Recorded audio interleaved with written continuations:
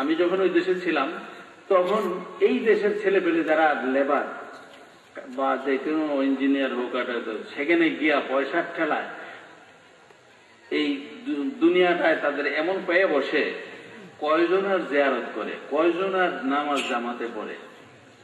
তারা ইচ্ছা করলে এমনও ডিউটি আছে, প্রতিটা বেলার জামাতে নামাজ পড়তে পারে, 40 ওয়াক্ত না, যত বছর থাকে তত বছরই পড়তে পারে, কিন্তু নামাজই পড়ে না। জামাত তো দূরে থাকে, মসজিদ তো দূরে থাকে। কি করে? ওই গান বাদ্য করে, অথবা এই বাজে ফিল্ম দেখে, এইসব। আমি যখন ছিলাম তখন 8,000 বাঙালি আছে মদিনা শরীফে। তো আমার ভিতরে জিনিসটা আমি শুনলাম, আমি খুব পরিচিত একটা ছেলে, খুব আদর করতাম ছেলেটাকে। সে ভালো, অবশ্য বাদকও ছিল, গিটার বাজাইতে পারতো ভালো। এতটুকুই দোষ আমি বুঝছি, আমি জানতাম না আর বাকি কিছু।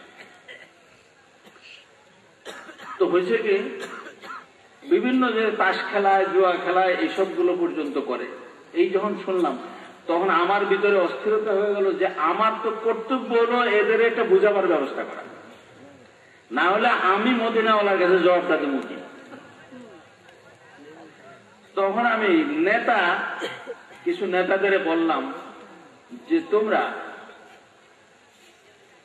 নেতা গোছের যারা আছে সবাইরে দাওয়াত করো, আমি তাদের সাথে কথা বলবো, তাদের দাওয়াত করব, মানে বাঙালি খানা খাওয়াবো, আর তাদের সাথে কিছু কথা বলবো। তো তোমরা আমার এই সাহায্যটা করো যে তাদের দাওয়াতটা তাদের কাছে পৌঁছায় দাও, এবং যে জায়গা নির্দিষ্ট হয়ে গেল, এবং কারা রান্না বাজার করবে, কারা সমস্ত পয়সা নিজের থেকে দিলাম। অত্যন্ত বড় সাইজের দিলে কতজন লোক হওয়ার দরকার, যে 100 লোক হলে যথেষ্ট। নেতৃস্থানীয় যারা 100 লোক হলে, 100 লোক যদি হেদায়েত হয়ে যায়, আপনার 8,000 লোক হেদায়েত হয়ে যাবে ইনশাআল্লাহ।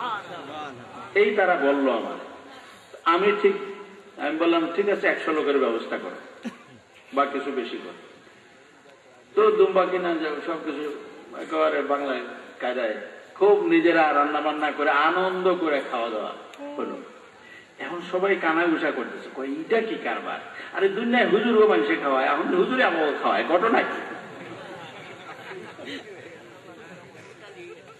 এখন এই চিন্তায় পড়ে গেছে, ফুসফুস করতে আছে। আমি আবার কানে কানে শুনতেও আছি যে আলাপ করে।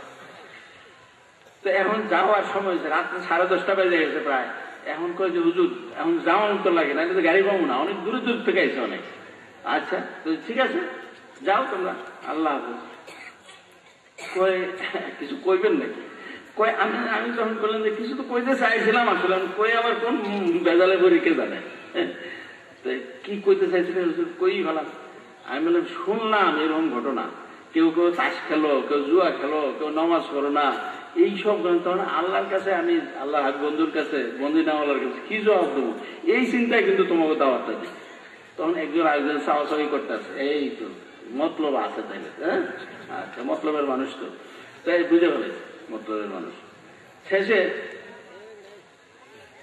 আমি তাদের বললাম যে আজকে তোমরা এই যে 80 জন লোক হয়েছে, গনার 80 জন লোক হয়েছে, 100 জনের দাওয়াত দেওয়া হয়েছে।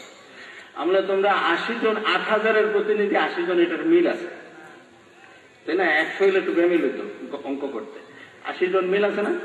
আচ্ছা, তো এই 80 জনের উপরে দায়িত্ব দিয়ে দিলাম।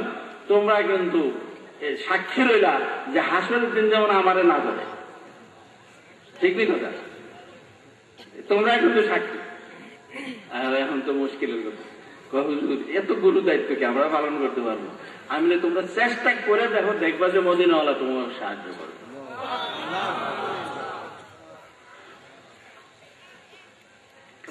এর মধ্যে আমি বললাম দেখো, তোমাদের 14 পুরুষ এমন কোন নেক আমল করে নাই যে তার কারণে তোমরা এখানে মদিনায় আসছো, এইটা ভাবতেছ নাকি না তোমার নেক আমলের কারণে তুমি মদিনা আসছো?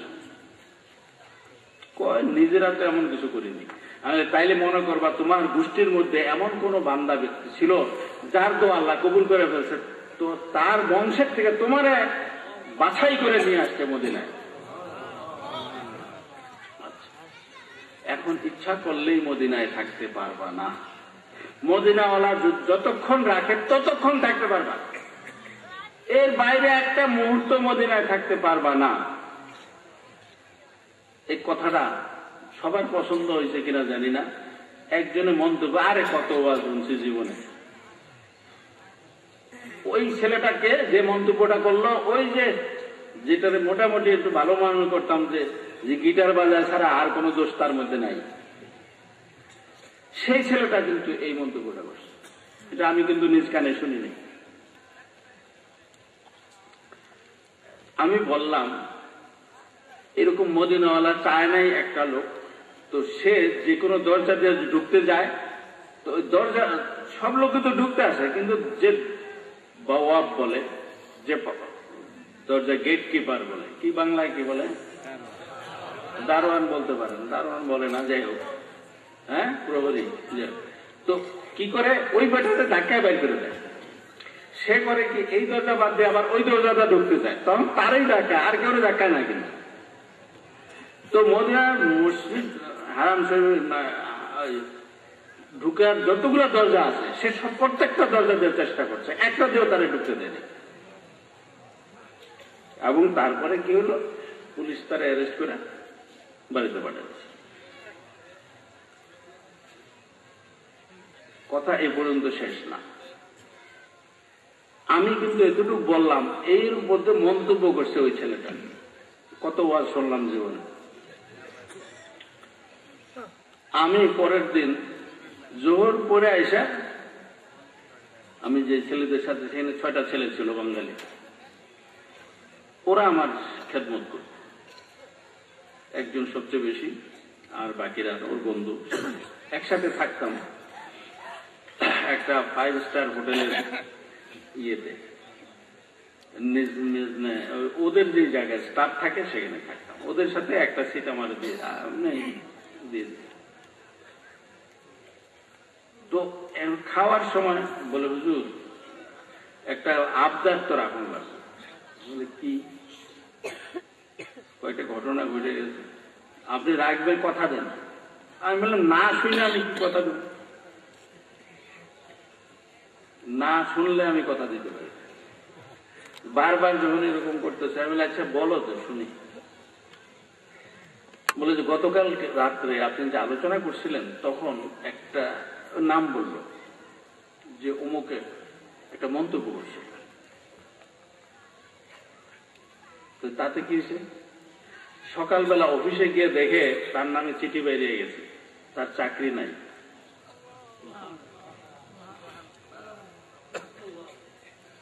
তো এখন আমার কি করণীয় আছে? সে যদি বিশ্বাস না করে, বেয়াদবি করে থাকে মদিনাওয়ালার সাথে, হায়াতুন নবী সাল্লাল্লাহু আলাইহি ওয়াসাল্লামের সাথে, তার সাথে যদি বেয়াদবি করে থাকে, অ্যাকশন হয়ে থাকে, তা আমার কি করণীয় আছে? কয় এখন সে তো কানতে কানতে শেষ।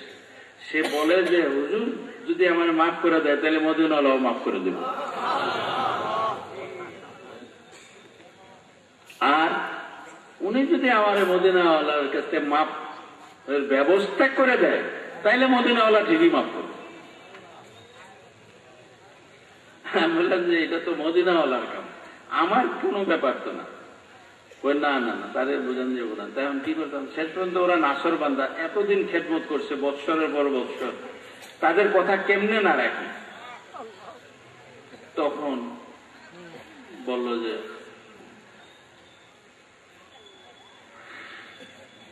হুজুর আপনি যদি কথা না রাখেন, ও কিন্তু এখন নিশ্চয়ই একটা ঘটনা ঘটায় ফেলবে, আত্মহত্যা করে ফেলতে পারে বা কিছু করে ফেলতে পারে, মানে সে এখন বিবেকহীন হয়ে গেছে। আমি বললাম যে কি করণীয়? হুজুর আপনি নিয়ে যান, রজা মোবারককে নিয়ে তারা একটু মাথার ব্যবস্থা করে। আমি বললাম যে এর দূর সাহস আমার নেই। বলে তাহলে কি করো? আমি তোমরা তারে নিয়ে যাও। আপনার সাহস না থাকলে আমার কাছে। আমি বললাম যে যখন দিশা পাইব না, তখন কইবা যে মঞ্জুর আমাদের পাঠাইছে, এইটা কই অন্তত।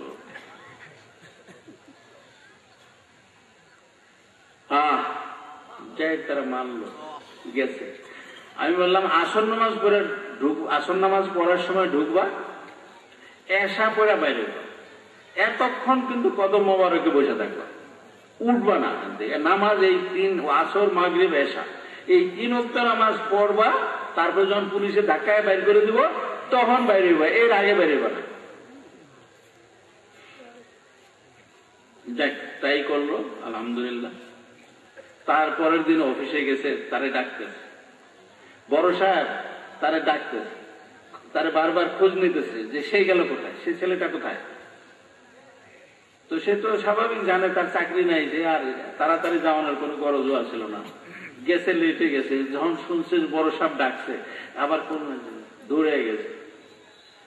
কয় দেখো, তোমাকে মদিনায় রাখা যাবে না, তুমি আরো এই সৌদির যে কোনো দেশে থাকে, যে কোনো প্রভিন্সে কি বলে ধরে প্রদেশে থাকতে পারবা, কিন্তু এই মদিনায় তোমার রাখা যাবে না, এতটুকু তোমার কনসিডার করা হবে। এখন বলো তুমি কোন এলাকায় যেতে চাও। তখন বলে যে ঠিক আছে, আমার দামাম দিয়ে দেন। সেখানে তার আত্মীয় স্বজন বন্ধু বান্ধব আছে। তখন সাথে সাথে ওরাগা মানে পেপার রেডি হয়ে গেল, সে দামাম চলে যাবে, ট্রান্সফার হয়ে গেল। এই চিঠি নিয়ে আইসা তারপরে যে বন্ধুর কাছে আসছে যে আমার তো ভিতরে গেছে, মুখ দেখাবার কিছু নাই, যাক এতটুকু আলহামদুলিল্লাহ হয়েছে।